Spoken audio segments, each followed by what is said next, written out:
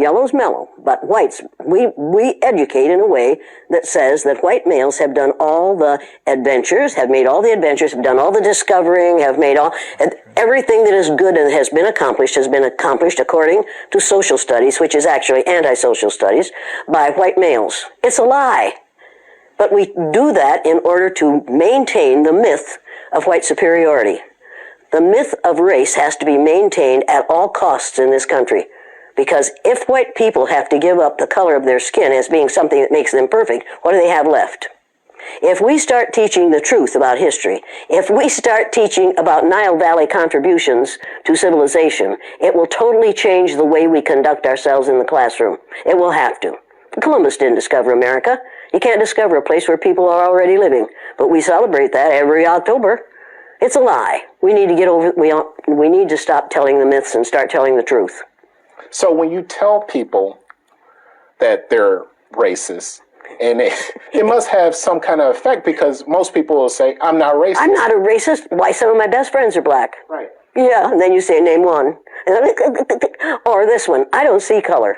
And when some woman says to me, I don't see color, I say, I knew that if you saw color, you wouldn't dye your hair that way. Or I say, if you saw color, you wouldn't wear that shirt with those pants. I believe that you don't see color. It's an attempt to deny skin color. And it's an attempt to deny what's wrong with seeing the color of my skin. Is it all right for you to see me kind of pink? That's okay for me. I don't mind. And I suspect that you don't mind being seen the color you are. You have a right to be what you are. And until people in this country and people in this world get it into their heads that the first modern human beings that evolved on this earth were black women. They evolved in sub-Saharan Africa about 280,000 years ago, and every human being on the face of the earth today has the memory of those black women's genetic structure in their genes. Now, we don't want to admit that, but that's the way it is. And as people moved farther and farther from the equator, their bodies produced less and less melanin, so their hair, their skin, and their eyes got lighter. As they moved into the east, they ate a lot of fish and a lot of vegetables, so their skin took on a different tone. I found that out when I was raising little kids. My husband worked in a supermarket.